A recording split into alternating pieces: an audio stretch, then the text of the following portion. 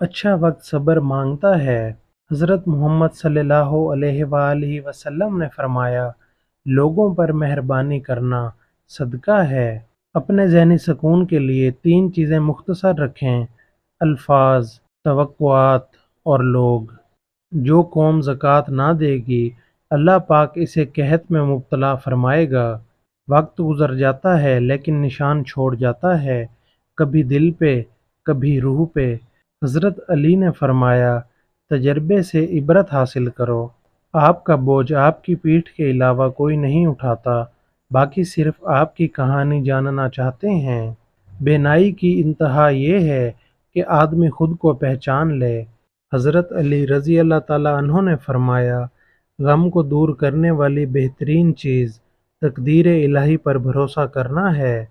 حضرت علی رضی اللہ تعالیٰ عنہ نے فرمایا، جو ذات رات کو درختوں پر بیٹھے پرندوں کو نیند میں گرنے نہیں دیتی، وہ ذات انسان کو کیسے بے یار و مددگار چھوڑ سکتی ہے؟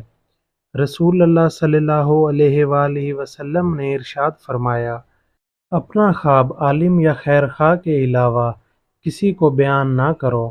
فرمان مصطفیٰ صلی اللہ علیہ وآلہ وسلم، اسباب رحمت میں سے ایک سبب نادار مسلمان کو کھانا کھلانا ہے۔ درود شریف وہ عبادت ہے جو دنیا کی ہر پریشانی کو خوشی میں بدل سکتی ہے۔ فرمان مصطفیٰ صلی اللہ علیہ وآلہ وسلم، بندہ رب تعالیٰ کے سب سے قریب سجدے کی حالت میں ہوتا ہے۔ جو زہر انسان دوسروں کو دیتا ہے، اسے چکھے بغیر نہیں مرتا۔ حضرت محمد صلی اللہ علیہ وآلہ وسلم نے فرمایا، مومن کا مرض اس کی خطاؤں کا کفارہ ہوتا ہے۔ فرمان مصطفیٰ صلی اللہ علیہ وآلہ وسلم، اللہ پاک فرشتوں کے سامنے اپنے ان بندوں پر فخر کرتا ہے جو لوگوں کو کھانا کھلاتے ہیں۔ قرآن پاک کی خوبصورتی یہ ہے کہ آپ اس کے پیغام کو بدل نہیں سکتے، ہاں مگر وہ آپ کو بدل سکتا ہے۔ رسول اللہ صلی اللہ علیہ وآلہ وسلم نے ارشاد فرمایا، جو عورت اپنے خاوند کی اجازت کے بغیر گھر سے نکل جایا کرتی ہے، وہ گھر آنے تک، خاوند کے راضی ہونے تک اللہ تعالیٰ کی ناراضگی میں رہتی ہے۔ کوئی شخص روزی اپنی لیاقت اور طاقت سے نہیں حاصل کرتا، اللہ سب کا رازق ہے۔ وہ بلندی کس کام کی جس پر انسان چڑھے اور انسانیت سے گر جائے؟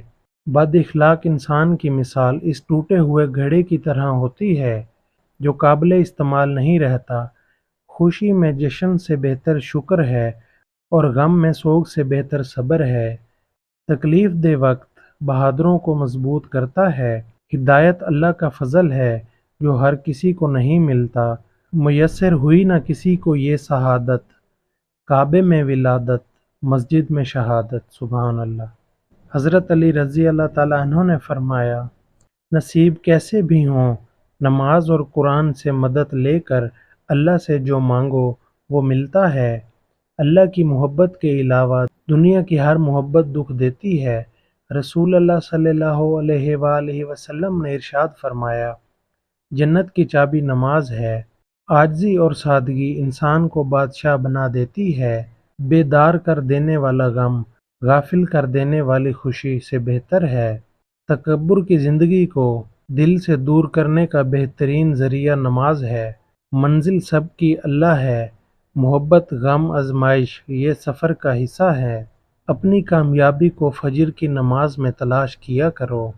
رسول اللہ صلی اللہ علیہ وآلہ وسلم نے فرمایا، میری آنکھوں کی ٹھنڈک نماز میں رکھ دی گئی ہے۔ فرمان مصطفیٰ صلی اللہ علیہ وآلہ وسلم، صبر کے ساتھ آسانی کا انتظار کرنا عبادت ہے۔ نماز مٹی کے انسان کو سونا بنا دیتی ہے۔ روح کی بیماری کے لیے قرآن مجید سے بہتر کوئی دوا نہیں۔ سب سے خوبصورت عمل ہے ہر پل اللہ کا شکر ادا کرنا۔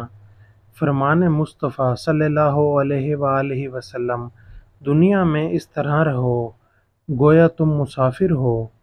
دنیا میں کوئی آواز اذان سے زیادہ خوبصورت نہیں۔ جب کرم ہوتا ہے حالات بدل جاتے ہیں۔ خوش قسمت ہے وہ انسان جس کو دن میں 5 مرتبہ اپنے رب سے ملاقات کا موقع ملتا ہے۔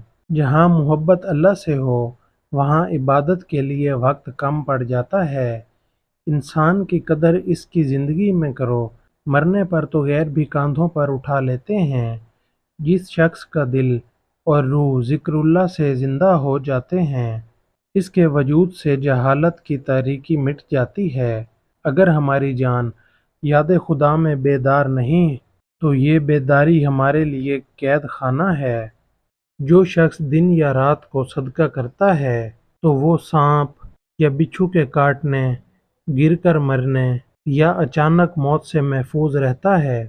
آسان صدقہ پانی پلانا صدقہ ہے، کمزور آدمی کی مدد کرنا صدقہ ہے، بھٹکے ہوئے شخص کو راستہ بتانا صدقہ ہے، دوسرے کو نقصان پہنچانے سے بچانا صدقہ ہے، کسی آدمی کو سواری پر بٹھانا یا اس کا سامان اٹھا کر سواری پر رکھوانا صدقہ ہے۔ ہم جس احسان فراموش معاشرے کا حصہ ہیں، وہاں سونے کی پلیٹ میں بھی کچھ دیا جائے تو چمچ نہ ہونے کا شکوہ بہرحال رہتا ہے۔ رسول اللہ صلی اللہ علیہ وآلہ وسلم نے ارشاد فرمایا، خیرات کو مت روکو ورنہ تمہارا رزق بھی روک دیا جائے گا۔